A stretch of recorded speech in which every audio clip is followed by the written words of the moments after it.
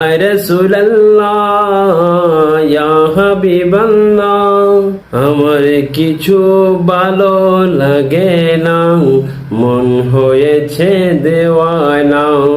আমার কিছু ভালো লাগে না, মন হয়েছে দিবানা। মন চাই উড়ে যাইতাম সোনার মদিনা, মনে চাই উড়ে যাইতাম সোনার মদিনা। আমার কিছু ভালো লাগে না, মন হয়েছে দেওয়ানা।